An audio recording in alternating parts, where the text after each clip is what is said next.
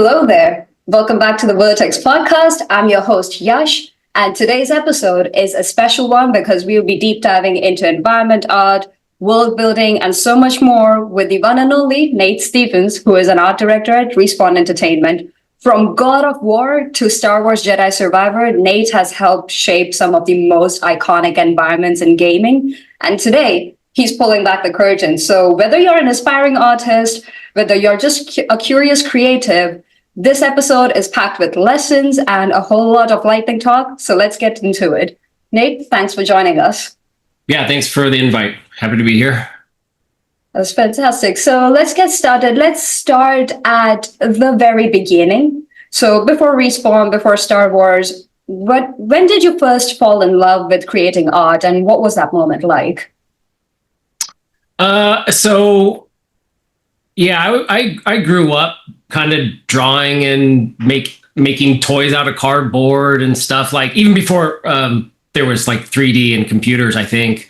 I really fell in love with this movie Tron, which at the time I guess was like the first 3D computer generated movie. I didn't even understand that at the time, but I loved it. For some reason, I loved it. And as a kid, my parents would buy me cardboard and I would cut it out and create. Like we didn't really buy toys. I kind of made toys because I liked to do that. And I was drawing. So I suppose I was born an artist. I just like to do it. I mean, even if this wasn't my job, I would be doing it.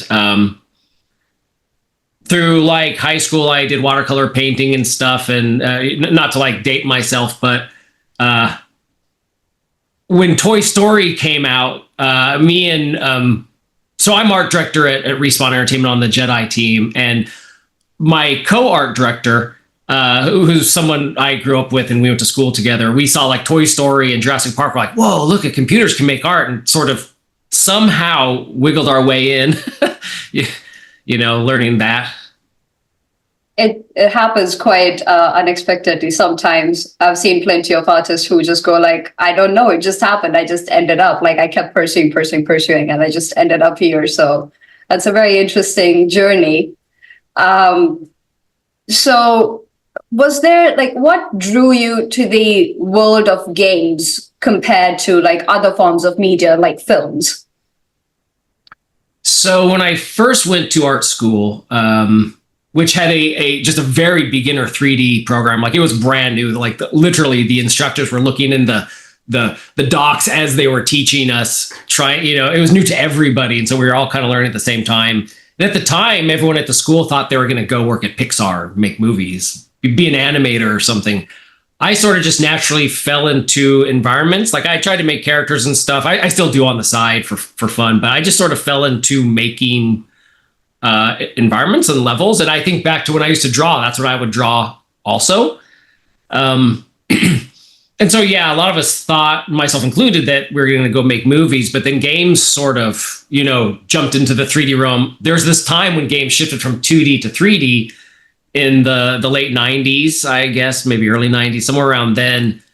And then a lot of the people at my school ended up getting into games instead of movies. And I'm glad I did. I've never worked in movies, and I have no real opinion on it. I'm sure it's fantastic, but I'm very happy that I landed in games.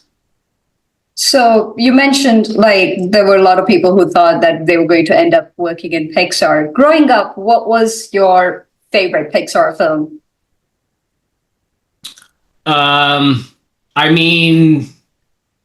They had some shorts that were out that I don't think I was really aware of, but Toy Story, the first one, was the first like kind of real 3D movie that I think hit the masses.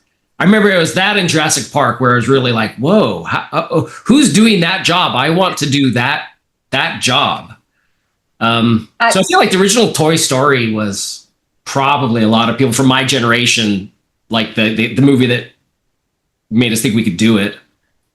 I personally remember like just the intro for a lot of Pixar entertainment where the lamp would come jumping in and would just become the eye in like Pixar. I used to like that. And growing up for me, I think one of the more memorable Pixar films, this was like more like a short film, but there was this one called One Man Band, which was, that was awesome. One of my favorite. I used to enjoy watching that, and I was like, one day I'm going to do this. I'm going to either get into music or make art like that. It was very inspiring. So from there, like from the very beginning where people were aspiring to work in these sorts of companies to working on iconic franchises like God of War, Star Wars, was there ever a moment in your journey where you felt like where doubt crept in, where you were like, I'm not sure if I'm cut out for this, or I'm not sure how will I figure this out? And if so, how did you like push through that? So not really. I mean, there's always a bit of like imposter syndrome. Like you get a job, you get a task and you've never done that task before. But I mean, just my personality, I'm like, I'm going to figure it out. I'll find a way. When I first got into games, there wasn't a lot of online tutorials. There was really just one online forum where people would share stuff. And there was no, like Nomen School of Visual Effects like that what didn't even exist yet. So we sort of just had to invent it. Like we had a task and there was no, like on the early God of War games, there's things we were doing that had never really been done. And we just had to invent it ourselves, like, okay, how are we going to pull this off? And we would sort of fake it till you make it.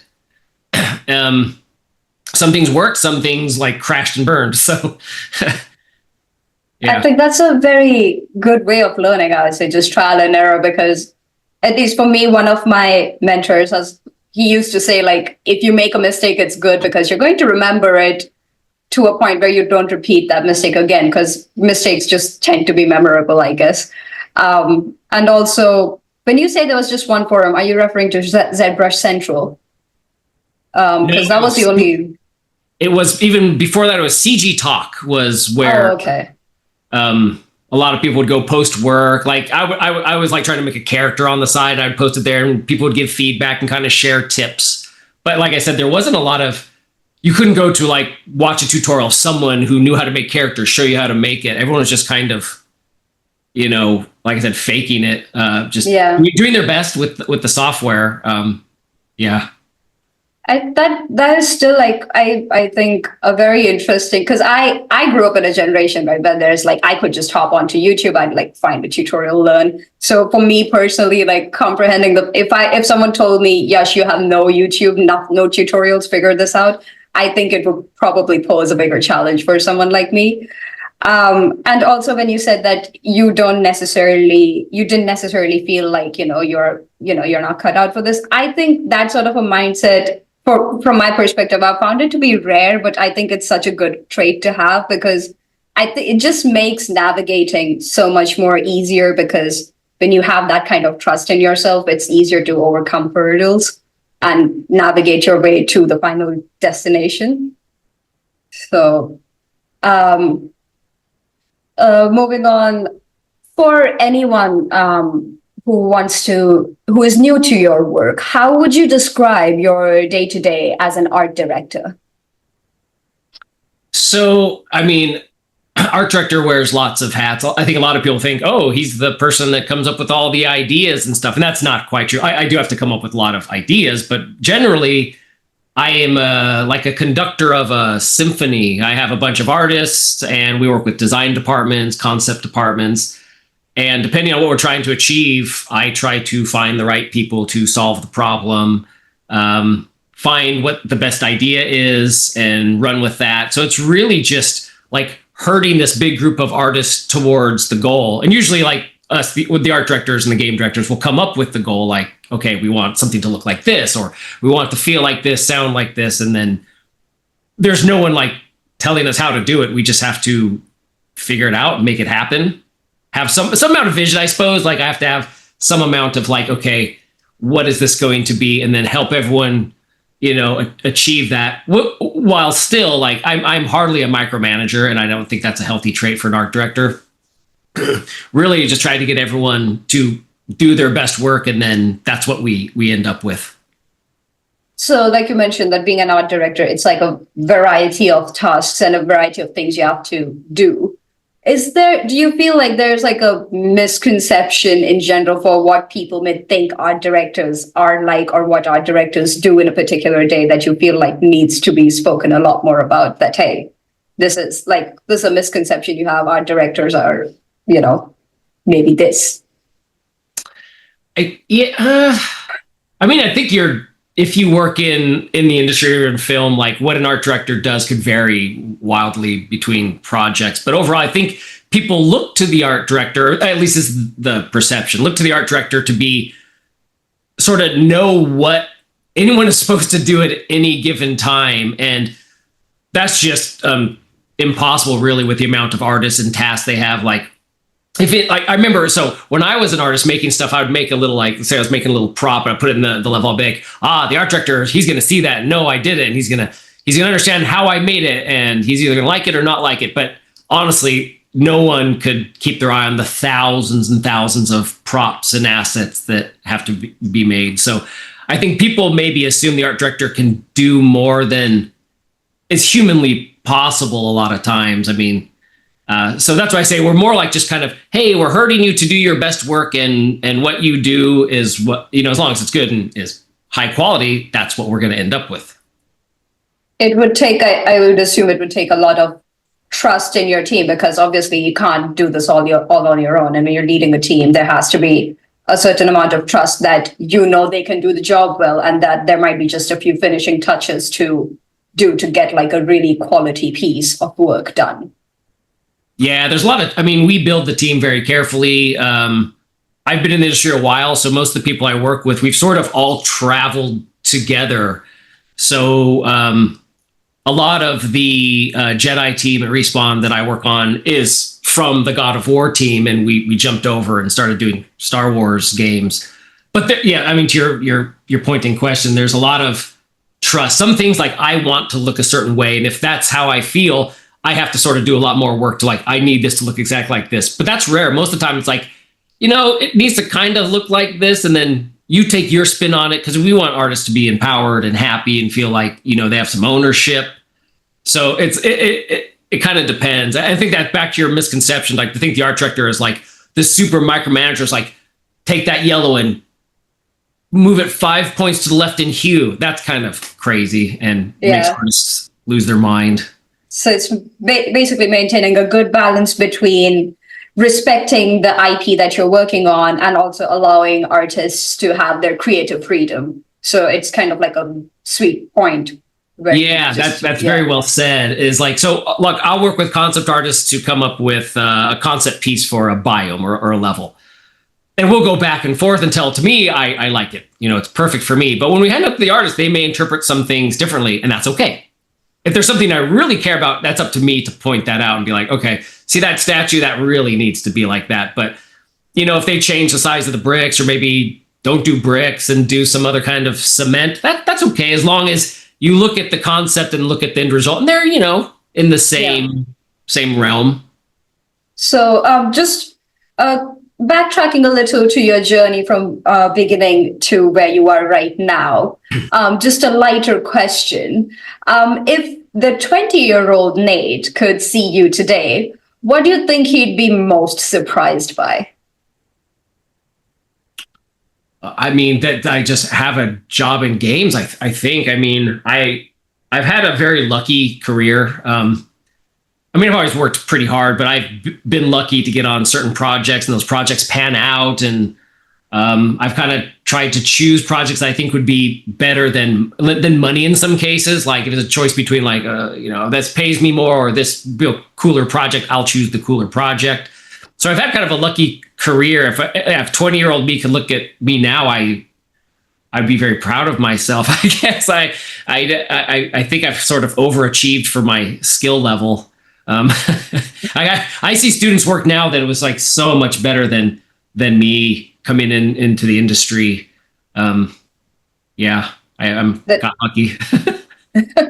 The talent today, though, I would say is like super impressive, because I'm a student myself. So when I see my peers, I personally think, wow, they're like so much more better than me. But I think I've reframed that mindset in a way where I now take that as inspiration. I find it inspiring. And I try to think of it in a way that I know if I practice, if I put in the work, if I learn, I can achieve that quality, that level that I see my peers and so many industry pros such as yourself achieve. I want to talk a little about your the lessons you may have learned along the way. So, before working on like a lot of the iconic titles, what was your first real break into the industry? So I luckily got a job. Like I said, I didn't think I was like super qualified. Like I had a portfolio, but I don't even want to look back on it now. Like it's buried. But somehow I got a job as a level designer at a company called Cryptic Studios, which did an MMO called City of Heroes and City of Villains. And my job mainly was to take the art that the 3D guys made and kind of assemble it into levels. So I'd like kit bash the levels together. And I did that for a couple of years, and in the meantime would be like bugging the other artists, like, "Hey, let me make a prop. Let me model something." And over time, like I remember the first thing I had to make was like a basketball hoop. Man, I was so happy. I was modeling the basket. It's the stupidest thing to make, really, but I was so stressed out about it, and it got in the game, and I was so happy. And then, I think everyone you kind of inch your way in the door and kind of widen it. And then, by the end of my stint there, I was modeling more, and I didn't, no one jumps in first day and it's just like making, modeling, and doing all the stuff seniors do. I had to learn slowly, and I did, luckily.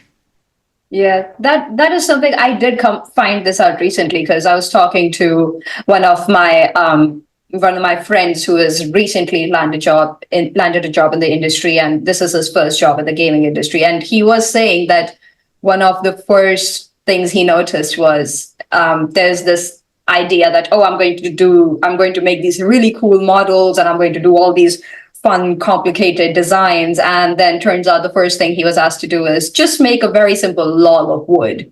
And that was it. And he was like, I was just asked to make an electric pole, a log of wood, just something very simple. And he said that, it makes sense though, because even though it's like smaller things, I think they're giving me things that are according to my skill level.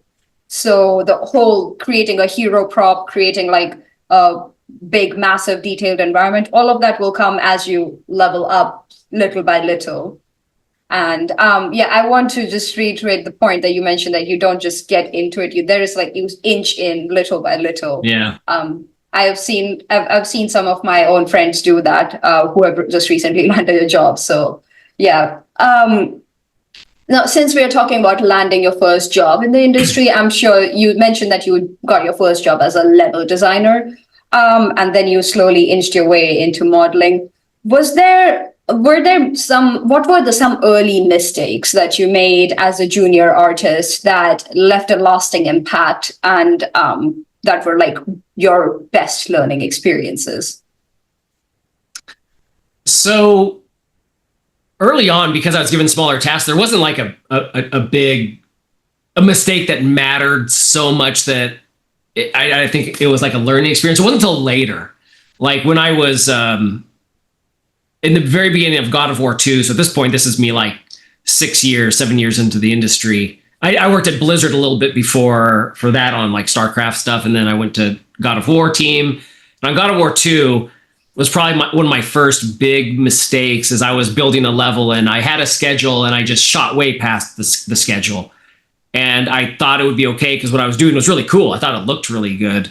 But I remember the art director at the time came to me and was like, "Are you going to be done on time?" And I wasn't. He's like, "Well, great. Now, because now we're late on this, we have to cut something else." And I was like, that was the first moment it kind of dawned on me, like, oh shoot, this is actually like a job with production realities and dates. And if you don't get something done on time, it slips. And so it's like art is fun and everything, but at the end of the day, it is like a business. And so like keeping to schedules, being professional, these are all things you kind of learn along the line that, level you up from like junior to mid-level to senior.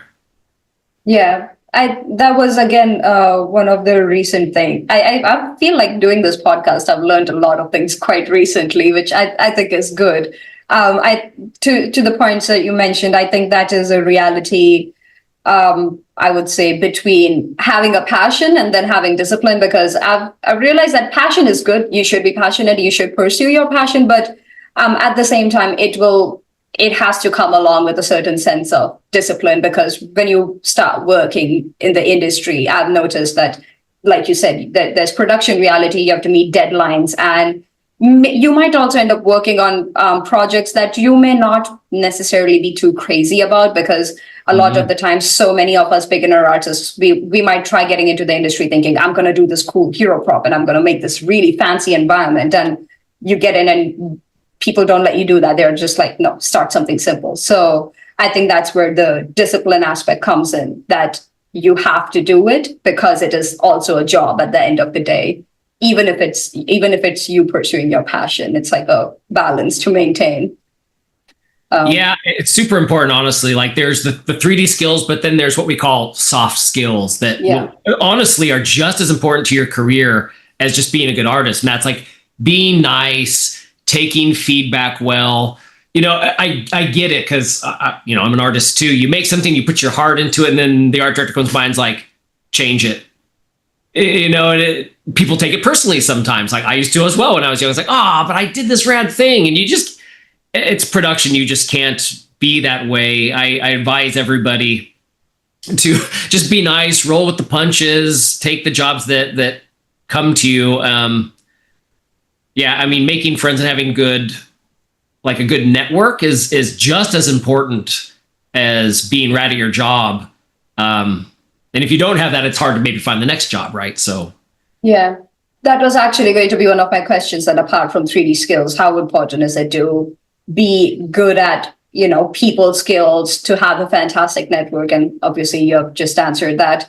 I have actually found, I didn't start in game art like at the very beginning, because I have a background in mass comm and journalism. That's where I started, and I had wanted to switch industries. And I think through those, like even when doing journalism and switching all the way to game art, I have noticed that the ability to communicate I've found to be incredibly useful, even though I am fairly an introverted individual, and it has taken me a bit of time to come out, be able to speak to people. But if I meet new folks, I try to encourage them to talk, because I honestly have found it to leave a lasting impact. Like I think my network has expanded so much. I don't think I'd be able to do this podcast if I did not have even the slightest shred of, you know, communication skills. So I'm glad that you highlighted that it's important to have those soft skills, or people skills, as we call it. Yeah, listen, most artists, I think game developers in general, are probably introverts. I mean, that just, in fact, when I was at the Santa Monica studio, we did this. It was supposed to be for fun, but I don't know. I think maybe they were trying to classify us. But we did this giant test. Everyone would do this test where they did questionnaires, and we'd classify everyone. It's supposed to be, again, for fun. I think it's called Myers-Briggs. Oh, yes. It tells you whether or not you're introverted, extroverted, how you like to solve problems. And we all kind of eye rolled, like, what is this trick you're trying to do on us? But at the end, I think everyone thought it was kind of fun because you learned a lot about yourself. And at the time, I was lead of the environment art team there. And it turned out, like, of all the artists in my group, like, everyone was introverted and solved problems the same way, except for me and one other person who tested as extroverted. So I was like, oh, interesting, because depending on how people solve problems and if they're, you know, their personality, you need to approach them differently. They may not be suited for a leadership position. If someone's very introverted and you ask them to like be a lead, they usually don't like it very much, because you have to, I mean, I talk to people all day long. That's what I do. I mean, it's because my personality tested that way that I do the job I do. I don't know. I've actually given the MBTI test myself. I take it must have been this website called 16personalities.com, because that's where they do like the whole MBTI, which is, I think, Myers-Briggs personality test. So they give you like the 4 traits. Right. It is quite interesting because like you mentioned, I have noticed most gamers and creative people, a lot of them tend to be fairly introverted. But to folks listening, I just want to let you know that it is very much possible to still grow out of, you know, being introverted. I'm still introverted, but I talk. The point is being able to talk, being able to speak to people, building a network. Those are skills you can build despite being an introvert. It's more about taking a decision on, you know, getting out of your comfort zone. I understand how comforting it is to just not talk to people. I want to be in my room. I want to like just do my thing. It will get you only so far. So like little by little, talk to people online. Even if you don't want to talk to people in person, start online and then slowly move your way to talking to people in person, because it will truly make a lot of difference coming from an introvert who has given the MBTI test and has tested out as an introvert. You're 100% correct. Yeah. They're just super important skills for your career. And the best part is they're buildable regardless of what personality you are. You can build those skills. You can learn those skills. It's not that you are born with the ability to like, be a fantastic communicator. You can always learn. So, yeah. Going back to your experiences, looking back, do you feel like breaking into the games industry was easier back then and it's a bit more challenging now? And what would you do differently if you were starting from scratch in 2025? If I was trying to break in? Yes.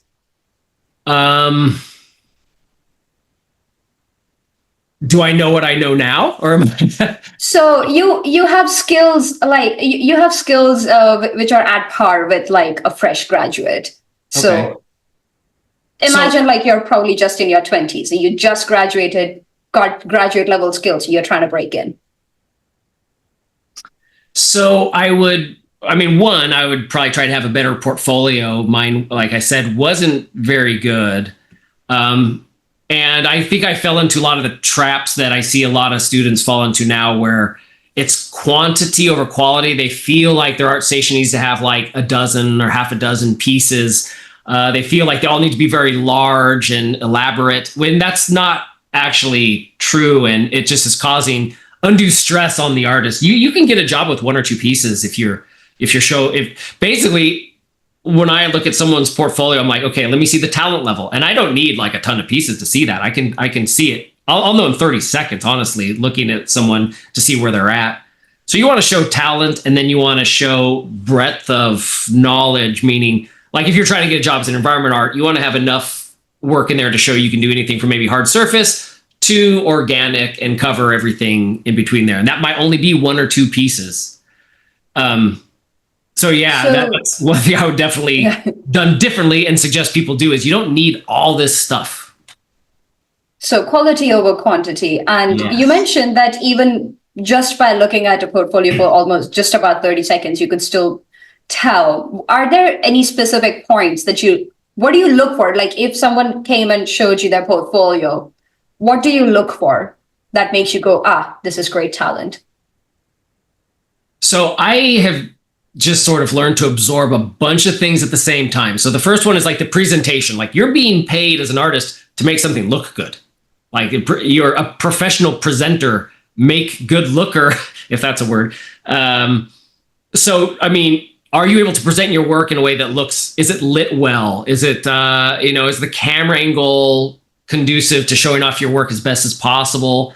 Is there enough breakdowns? So one, did you just make it look good? Is the presentation nice?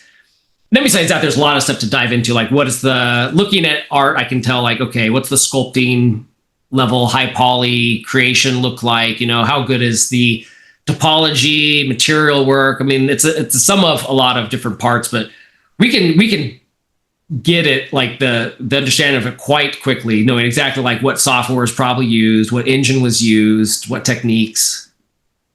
So to make it a bit more specific, so for me, one tip that my mentors gave me was I should have like a list of companies I want to work at and then match my art style to what they're looking for. Because if I, for example, approach maybe Creative Assembly with the art style that Blizzard uses, they may not necessarily be interested. So if someone is wanting to, let's say, land a job specifically at Respawn and they come to you, they show you a portfolio, what should they include in their portfolio if they're trying to land a job specifically at Respawn?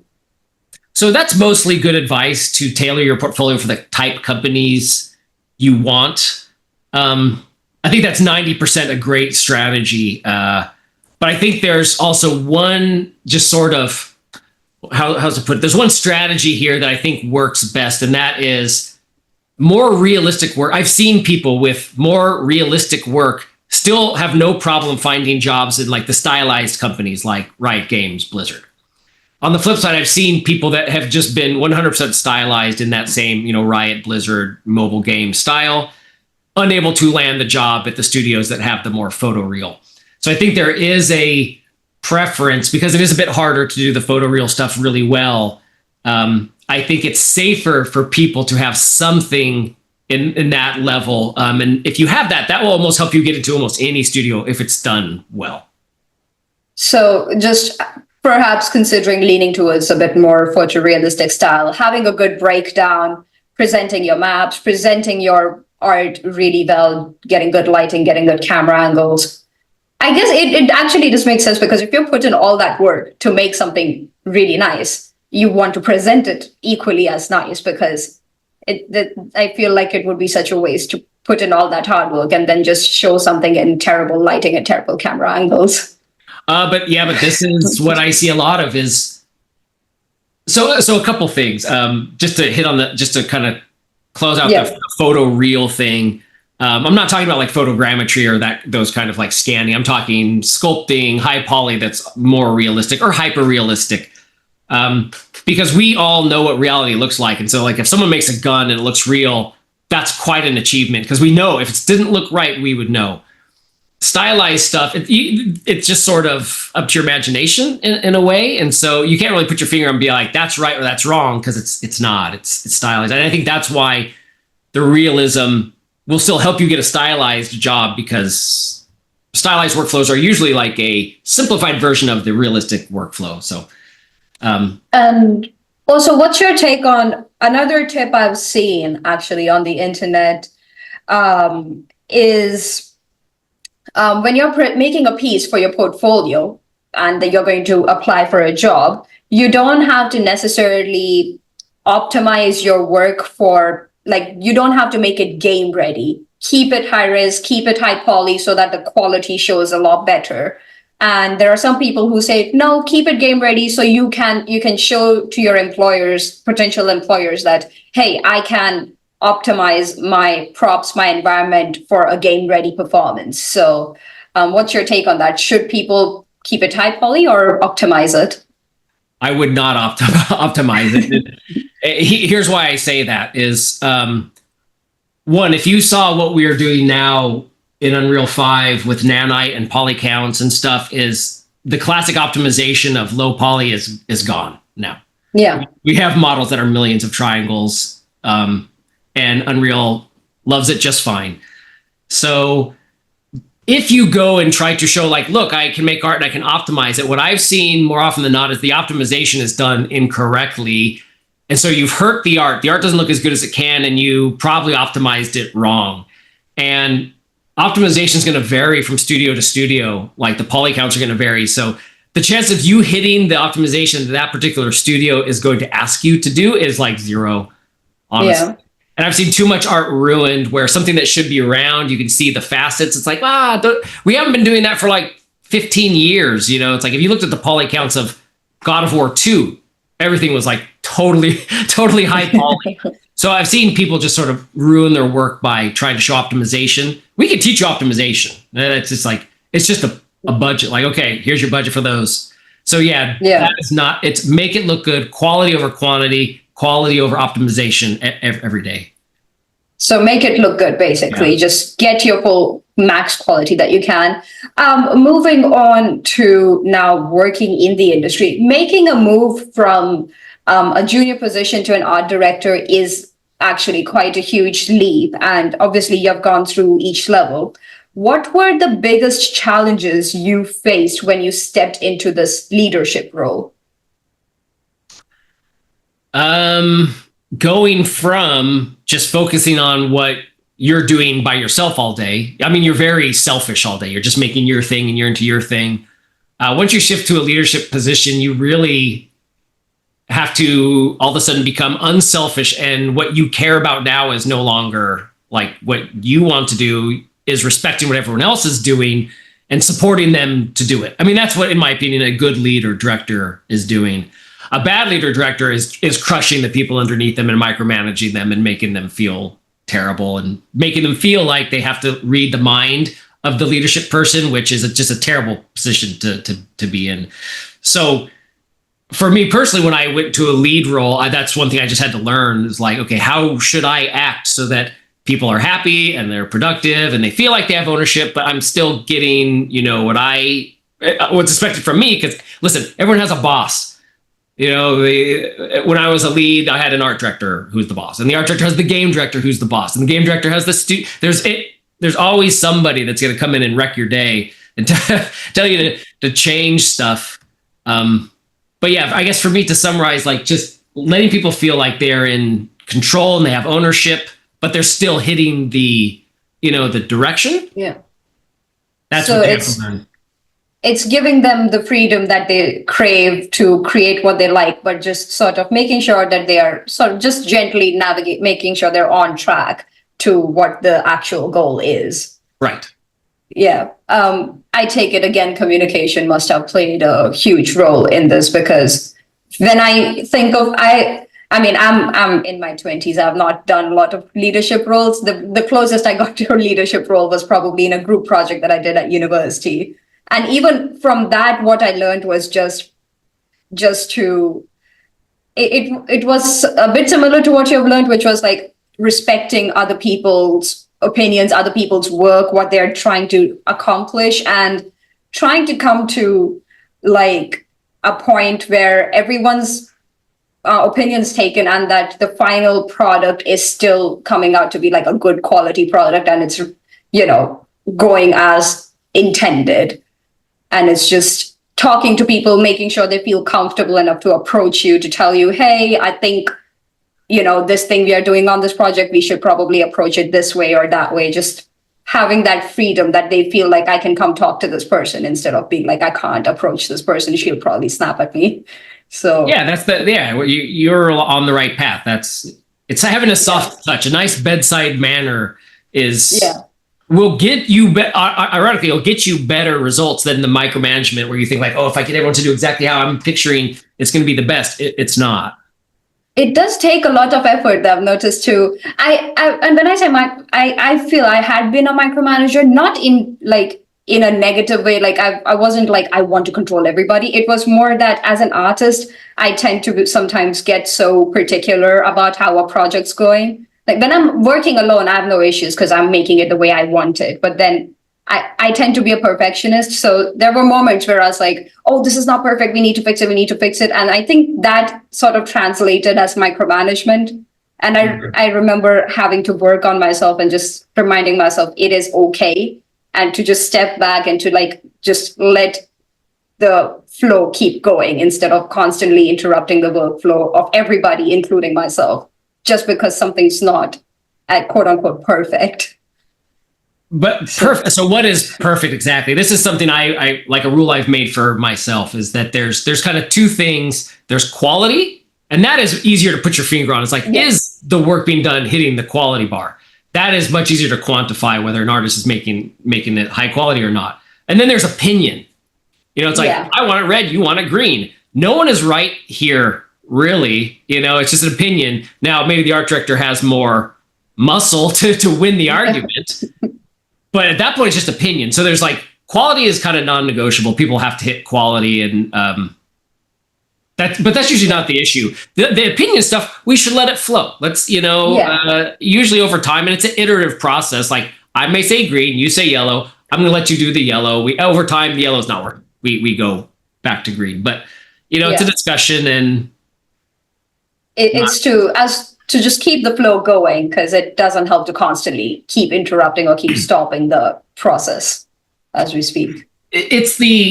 So I just also was very lucky in my career to be surrounded by very good leads and directors that I learned from. And I remember being like, oh, I want to be like how he is in that way if I ever get the job. And I've just sort of learned that way. And I remember at one point realizing if not that I ever was honestly micromanaged, but in the times maybe I felt like a certain task I remember thinking, I'm trying to read someone else's mind here, and that's impossible to do. So I don't ever want to be that on the other side. it's either I'm either very clear and you know what to expect, or I'm going to let you kind of run with it vaguely, and then we'll accept that. But when an artist is in a position where they're working, they're like, oh, I don't know what this person wants. I'm going to keep guessing. They keep saying no. They keep telling me, go try something else. That I think of anything that drives artists up the wall, where they don't know what to do. They can't read your mind. So avoid that. Yeah. I mean, you're not a psychic. You can just communicate, let people know what you expect in terms of work, and they can do the same, that what they can provide. Just, I think talking about it makes it easier than playing psychic. Now, for people, including myself, some of us dream of being art directors, being in lead roles. What skills outside of art are absolutely essential? I mean, we have already covered so many just soft skills that you've mentioned, but is there anything else that we're missing out on? You have to be a pretty good salesman. That sounds odd, but a lot of the ideas that like I might have or might rise to the top out of my departments, I have to take those and sell them to other departments. Like I'll have to go to the game director and be like, ooh, we have this cool idea. Here's why it's cool. And maybe I have some concept or a movie clip or something to plead my case. In my current job, I have to do that with Lucasfilm. I have to come up with ideas and then go show them, be like, hi, can we do this thing in Star Wars? And so being a salesman is honestly something that surprised me. It's you are the face of 40 to 50 artists, and trying to get someone who can yes or no your decision on board with what you want to do. That is something I don't think many people realize. They think the art director is just running around being like, yes, no, it's sometimes. Yeah. That is such a powerful skill to have, though, because I think about it, if you have the capability, if you have learned the skill of selling ideas or selling something, I think that's probably, in my personal opinion, one of the best skills to have, because navigating through, relationships with people makes it that much more easier, and growing in the industry would also make it that much more easier, because if you can sell not just an idea or a product, but if you can also apply it to yourself. If you can sell yourself, if you can present yourself in a way where people want to hire you, I guess that's like a gold ticket to kind of getting hired. And a lot of junior artists, people coming in the industry, don't interview particularly well, where they're up against mid-levels and seniors that do, because they're at that progression where they're better at, selling things and themselves and their ideas. So yeah, anyone watching this, become a salesman of yourself. Yeah. Instead of sell me this pen, it should be more like, how can I selling me to you guys sort of situation. We have spoken about artists sometimes having this issue where they focus more on quantity over quality. Are there any other common mistakes that you see young artists make when they're trying to get noticed by studios? So yes, this was something I was going to answer earlier, but we got a little diverted. You were asking about like lighting and presentation. I find most artists are good at modeling, because that's like the first thing you do. Good at materials. And then from there, it usually starts declining, where sometimes the lighting skills are not there. Because lighting is its own discipline. We have at Respawn, people that just do lighting. They're just lighting artists. That being said, a lot of artists don't light their work very well. And so they have all this rad modeling, great materials, and then they ruin it at the end with bad lighting, bad camera angles, bad post effects, composition, color grading, all these things. And so that is a very common thing. If I'm doing a mentorship or teaching, like I taught at Noman for 6 years, and I also did a couple of CGMA classes. It was probably the biggest thing is like, listen, you've done all this work. Good lighting can make bad art look good. Bad lighting can just destroy great art. So it's a skill everyone should learn, please. Now, and just bouncing back to what we were just speaking about, people interviewing, are there any particular tips you would give to people who are artists who are applying for jobs and have to interview? Are there things that they should take care of when they're interviewing and when they're presenting themselves to a panel? So if you are getting an interview, we want to hire you, or you have passed any art. Like I said, because we can look at the portfolio and we know your art skills. If you're getting an interview, we are checking your personality. We're checking your ability to work in a team and your soft skills and things that aren't just like, rarely are we pulling someone in. Never are we pulling someone into an interview and trying to figure out how they make art, or, we already know it at that point. So if you have an interview, be happy because they want, to give you a job, or you are one of the, the front runners to get a job. So yeah, don't show up crazy. Don't do drugs. Before, you wouldn't believe the things that I see. Okay. Yeah, just be professional and know that we're checking just to see how you might be on our team. Are you friendly? Are you going to be difficult to work with? Are you going to show up? That kind of caught me off guard for a second, where you said that you wouldn't believe the things I've seen, because I've always been under the impression that, like, if you're doing an interview, I was under the impression that most people would probably just, dress up neat, attempt their best to, present themselves well. So that kind of caught me off guard for a second. You would think, but we've had some fantastic interviews over the years. But yeah, just my 2 cents on the interview. I've not interviewed particularly for gaming companies, but I have worked a little bit in the 3D industry, and I've worked a lot in marketing and a little bit in journalism as well. Through those interviews as well, I would just say, I think it's far more easier to do the interview if you just present yourself as you are. Like, you don't have to pretend to be this other person. Like, you just be polite, be nice, have faith in yourself, because if you made it to the interview, you must have had something. Otherwise, they would not call you for an interview. Just be confident in yourself, and just, if you can be a bit more open, a bit more, communicative, it does help a lot. And this is something I use to prepare for interviews sometimes. It'll sound cringy, but it definitely works.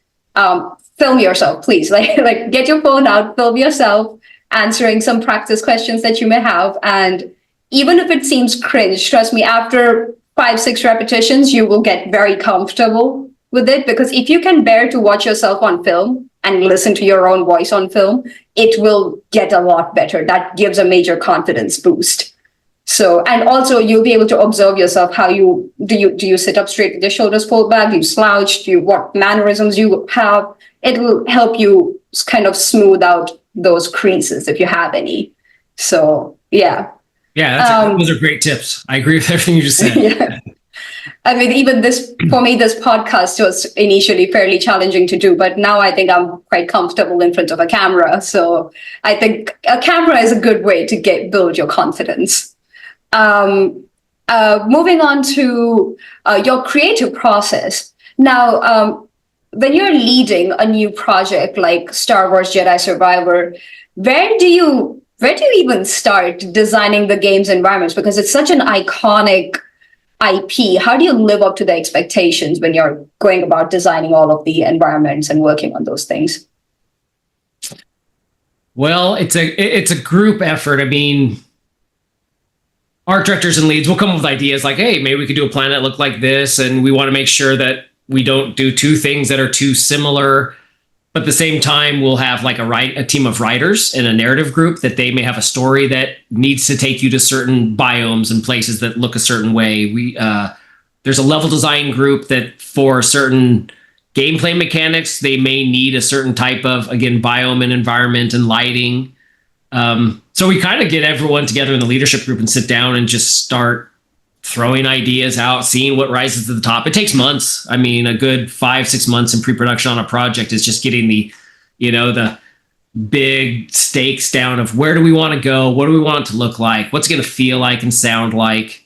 And then in our case, specifically for our Respawn games, we have to go to Lucasfilm and see if they're okay with that, because we're one of many projects that they're doing movies and everything, and we may be doing something that is very similar to another game or movie, and they will say, no, you can't do that. And we say, why not? And they say, we can't tell you.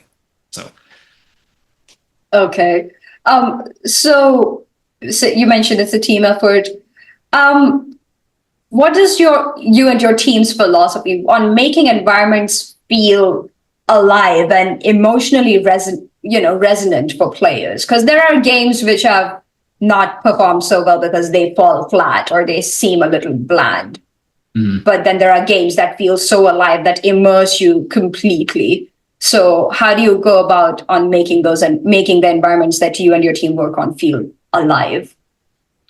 So for every little room or area we do, we try to give it some kind of backstory that oftentimes the player will have no idea. Like, we're designing a room, like, what was this room? Because design will give us a space. Like, okay, here's the square room, and there's going to be a fight here, and there's a puzzle here. And so we'll look at it and be like, okay, well, what was this place? Oh, it was an old boiler room. It was an old submarine. We come with some backstory that we will then build into the art. And if the player is paying attention, they should see it. They could look around and be like, oh, this is such and such a biome. Some games don't do that.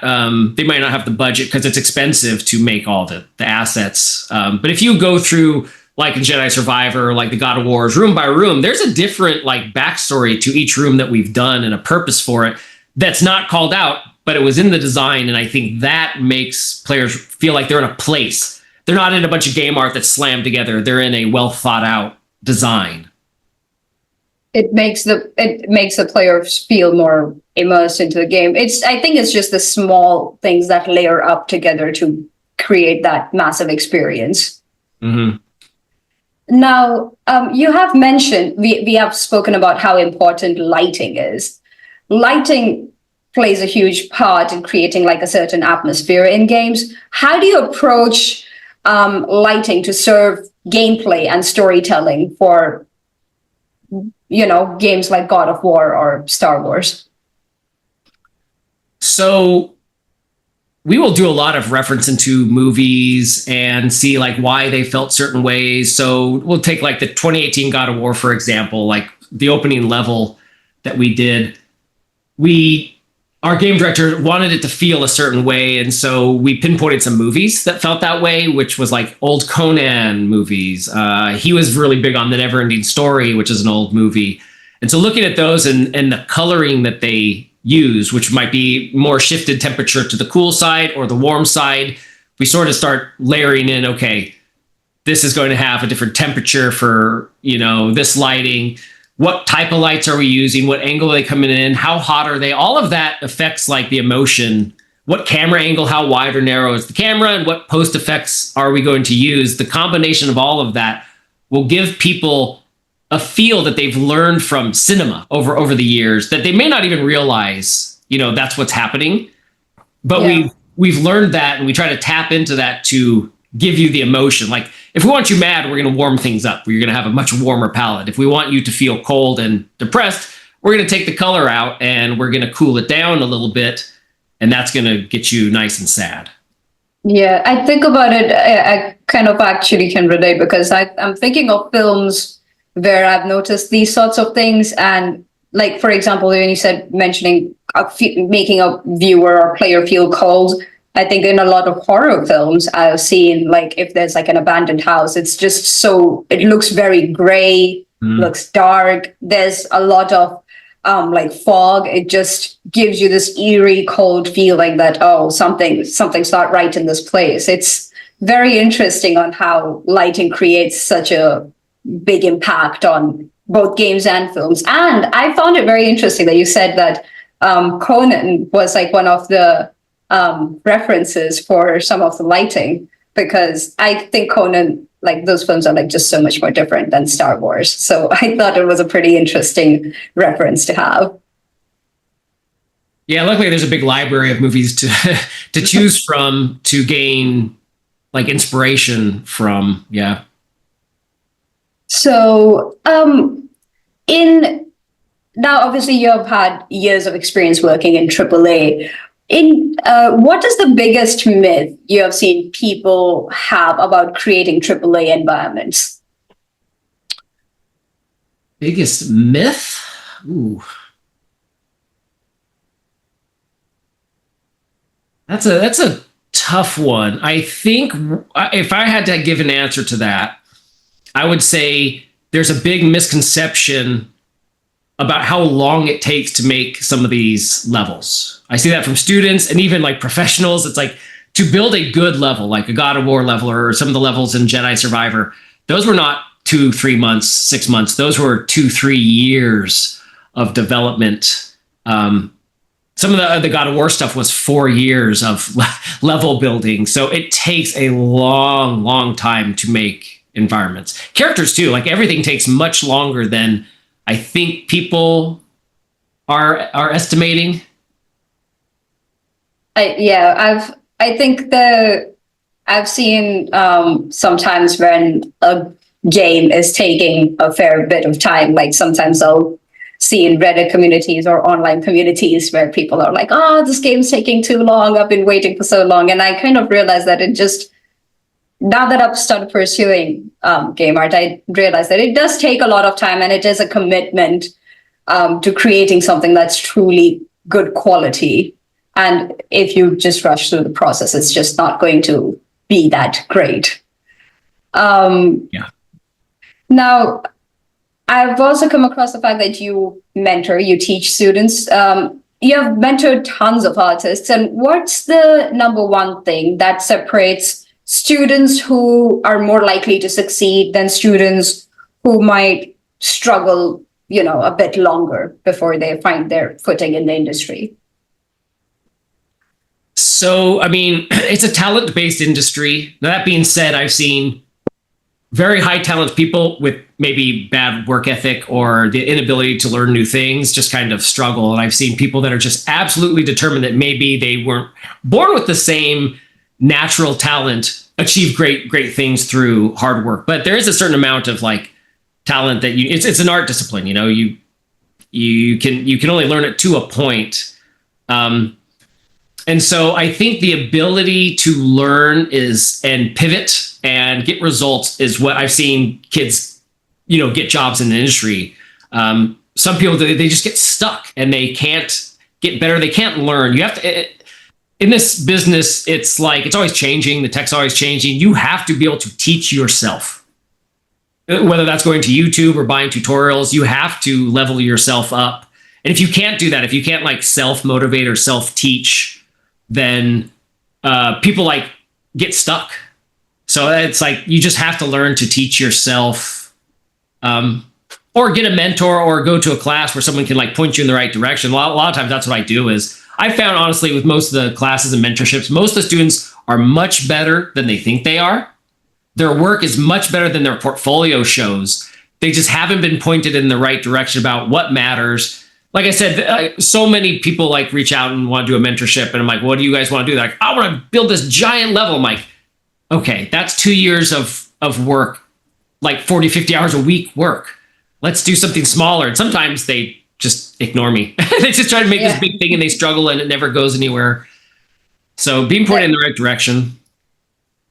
That is something I think I'd mentioned probably in one of the previous episodes of this podcast. I think that's how I'd started, because my first teacher who taught me 3D art, when I first showed up at his class, I was like, okay, now teach me how to make a hero prop. You teach me how to make this detailed environment. I want to do it all. And he said, absolutely not. We are starting with making a very simple table, just a plank with 4 legs on it. We're going to make sure it looks good. We're going to start there. And I was so upset. I was like, I'm not gonna learn from him. And then I eventually, like, my parents were like, just go do it. And then I just went. And I remember I started simple, like maybe a simple table, a simple chair, a simple vase or a pot. And I think months went by. And at the end of like almost a year, he was like, do you have all the props that you made? I was like, yeah, I do. And then he got me to assemble all of those. And boom, I suddenly had like it was a small but a really nice looking study room. Because I had not realized that that's what he was getting me to do. It was everything, just simple things like a simple shelf, a simple table, a simple chair. So yeah, starting small really helped me get my foundations correct. And I think because I have a pretty good foundation, I'm able to learn more complex ideas, more complex concepts. It just helps a lot. Yeah. He was totally correct. Because what is an environment if it's big? It's just more stuff. It's just more. Yeah. Anyone can make more with time. But can you get the quality bar? That's what's important. Yeah. Yeah, because it was a small room, but it was quality. It was genuinely a good looking room where it had nice detail to it. So yeah, to folks listening in, start small. It truly helps because when you start small, you end up making it big. Um, Now, many of our listeners might be switching careers, like just the way I've switched careers, and maybe they didn't start in art. What advice would you give to someone pivoting into game art later in life? I would say, hold on one second. Let me just shut. Unreal is making the video slow. So your question is, what is one thing if someone was doing it later? Oh no,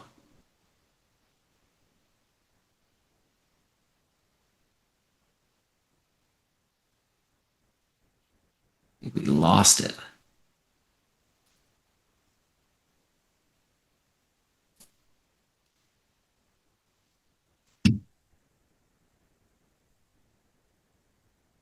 Can you hear me? Sorry, I think. Yeah, sorry. You might have to edit that. I think I lost Yeah, connection. sorry about that.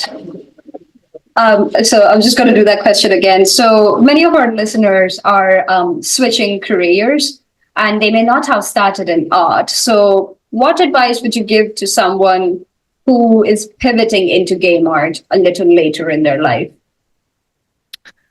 So, I mean, I'm not 20 anymore. And as you get older, you realize age is kind of a number.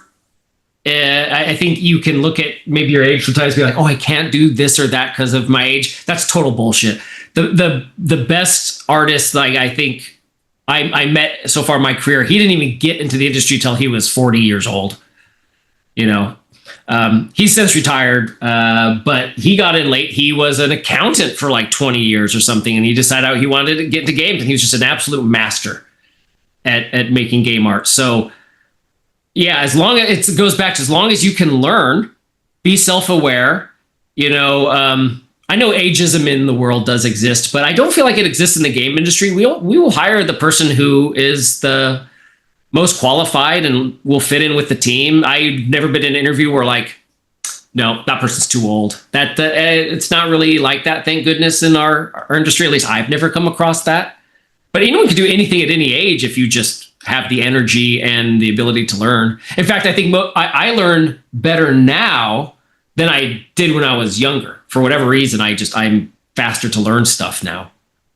So basically, you can transition to game art if you want, as long as you are willing to learn and you're self-aware and you just have that drive to just go learn, create, put yourself out there and just, try and make an impression so you get into the industry. Yeah, if you have a good portfolio. So, I mean, we don't care where you went to school, really. I mean, some schools do produce great students, of course.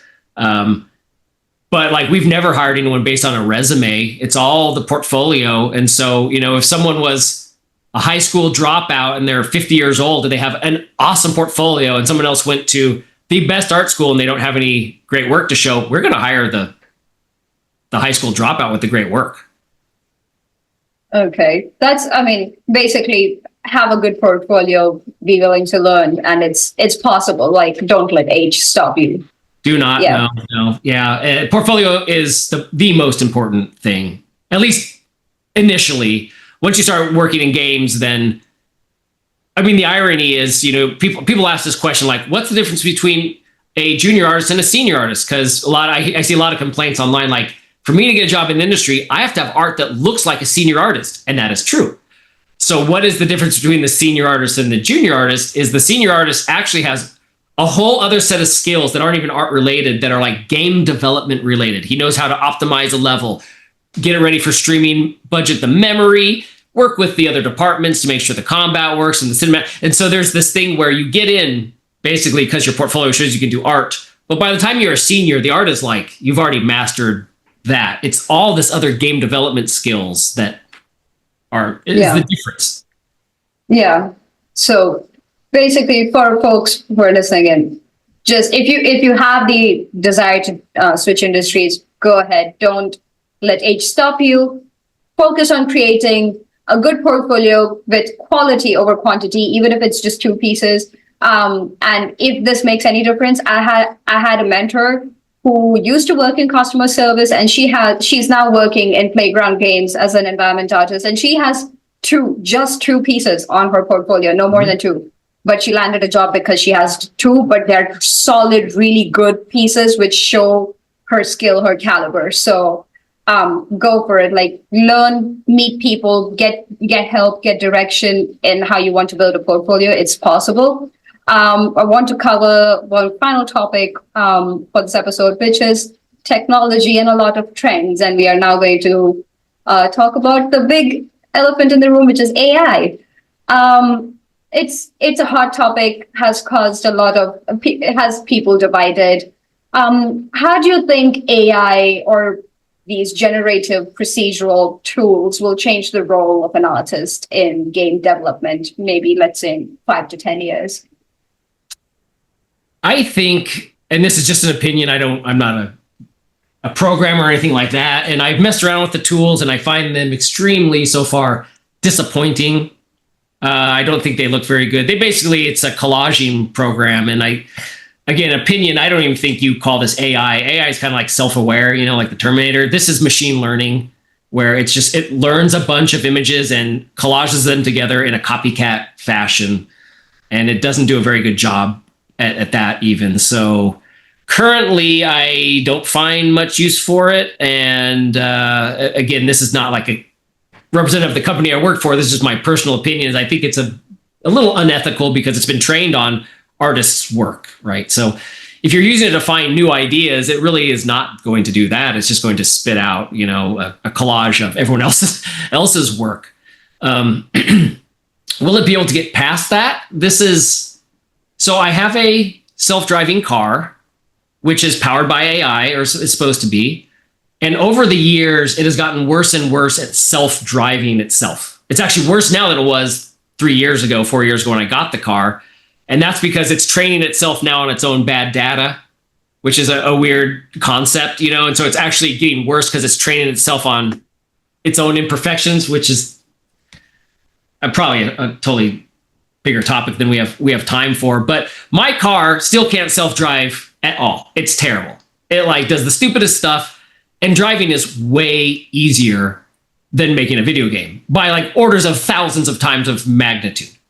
So I guess my opinion is, I think where we will land with this is it will hopefully produce some time-saving tools like, hey, unwrap that for me a little bit better, or pack my UVs a little bit better. I think that is where it should be used to just create us some better tools and not try to replace the artist, because right now it doesn't look good. It's nowhere close to replacing the artist, although I think maybe the business-minded people hope it will because they want, to get more rich.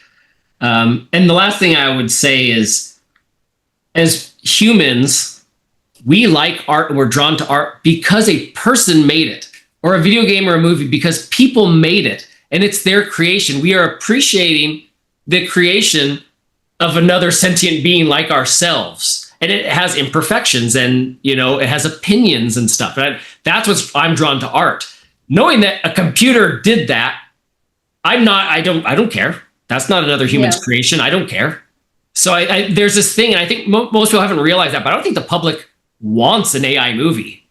I think they'll see it and be like, this is kind of soulless and hollow and doesn't quite look right. So is it going to go away? No. I think it'll find its slot in helping us create better. I don't know. Maybe I'm wrong, but I don't think it's just going to make its own video game. And if it did, I don't think people want it. Do you think it will take people's jobs? I think it already is taking some people's jobs. And I don't think it's taking their jobs. I don't think it's taking any 3D artists' jobs. I've seen some generative meshes being made, and they're just unusable. Even though they kind of look like meshes, you need to be specific for what your game needs, and it doesn't know that. It doesn't know this designer needs it to be topology. It doesn't know these things, so it just spits out the most basic mesh. Where I think it is actively now maybe hurting jobs is in the 2D concept art category. And I think it's because maybe budgets are being reduced because people are hoping real AI will fill that gap, and we'll have to see how that shakes out. Yeah. Yeah, my company's been very cool about it. Like, we don't really use it or force anyone to use it, and we've never fired anybody to use it. Yeah. To going back to the point that you made, where you're mentioning that your self-driving car got worse over a period of time. I think that's like a massive difference between let's just call it machine learning, because I agree with you. It's not really AI. It's more like generative programming in a way. So that's like a major difference between this machine learning and humans, that machine learning can't improve itself based on the mistakes it's making, because it's like you mentioned, it's your car, it just got worse with driving. Whereas with humans, like, you make a mistake, you learn, you will try to like improve on it. So, and also to draw some attention to the fact that people are more interested in human-made art. I don't think, at least at the moment, in my personal opinion, I don't think AI art will ever be as iconic as human-made art. Because when you think about Michelangelo or Mona Lisa, or maybe a violin made by Stradivari, like, those things are iconic because of the people that created those things and the love and labor that went into it. Yeah, you see the art, and then you also see some person went above and beyond or had such extraordinary skill to make this. Yeah. That's what I appreciate out of this painting. It's like, someone did that. Knowing a machine made it, it's like, okay. Yeah. I don't care. Yeah. Now, I actually missed a question I wanted to ask you. Yeah. What is the one advice, going back to mentorship, what is the one advice you have given your students that has surprised them the most?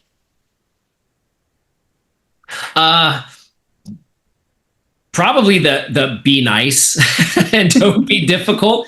In fact, when I was teaching at Noman, I taught their environment class for a number of years. My week 10 lecture, I was like, okay, week 10 is done. You've turned in your work. I'm going to give you a 10-minute lecture that's worth as much as everything up to this point. And the lecture is, be nice. Don't be difficult. Just be friendly, roll with the punches. And that will help your career as much as being a good artist. A lot of people are like, oh, really? Sometimes people think they need to fight for their ideas to show their passion and stuff. And more often than not, that just causes drama. Yeah.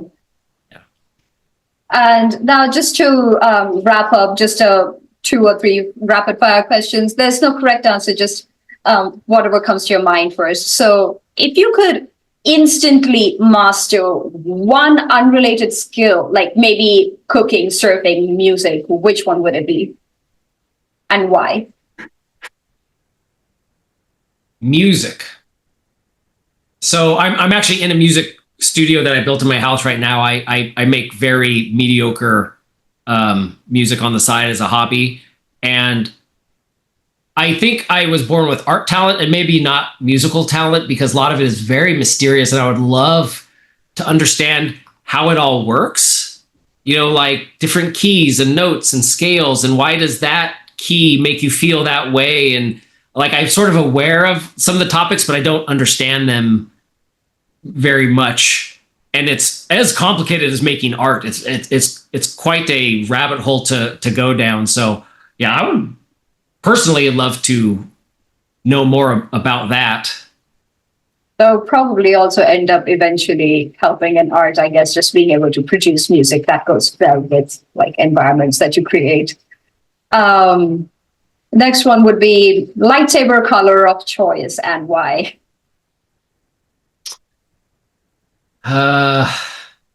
White.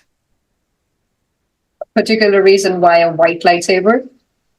Because you're not really, I don't think this is an official term, but there's a term we're not supposed to use for the people that are not Jedi and they're not Sith. They're just kind of in the middle, like a gray Jedi. I think that's what it is, but that's not canon to call them that. That's how I would probably classify myself. Okay. White lightsaber. Interesting. And the final one, there's one more actually. If there's any game world that you have not worked on, but you could live in that particular world, which one would it be? It has to be a game that has been made, like a... So any game that you have not worked on, but you think the world is interesting and you would like to live in that world. Since the GTA trailer came out yesterday, I am so pumped for that game. I'm like so excited. I know it's kind of realistic, but it's so nutty and crazy, and I just love it. I cannot wait for that game. So yeah, I want to go to Vice City. Okay, fantastic. And the final question is, if there is one lesson you hope every listener walks away with today, what is it? Ooh, what? One lesson? Yeah, one lesson or one thing that you want people to keep in their minds as they wrap up with this episode. So I honestly believe that people can learn anything. And in this age of like pretty much everything's on YouTube now, some of the information is kind of incorrect in terms of like game art, but whatever. Anyone can jump into almost any topic and learn about it. And yet I don't see many people doing that. I see a lot of people in like the game industry, but outside of the game industry, we live in this, everything is now free to learn and no one is really doing it. You can do it. Like anyone can learn anything about, you want to know Houdini? You can go learn that. You want to know how to do concept art? Man, there's people that are just giving you out free tutorials all over the internet.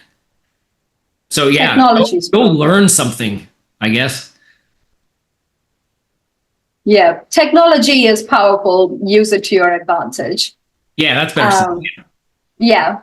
So that's a wrap with today's episode with Nate, folks. I hope you guys are walking away as inspired as I am. And if you love this conversation, share it with a fellow artist. Hit that subscribe button, leave a comment. It really helps. And I'll see you in the next one. Nate, thank you so much for doing this. I appreciate your time. Yeah, thank you. Thanks, guys.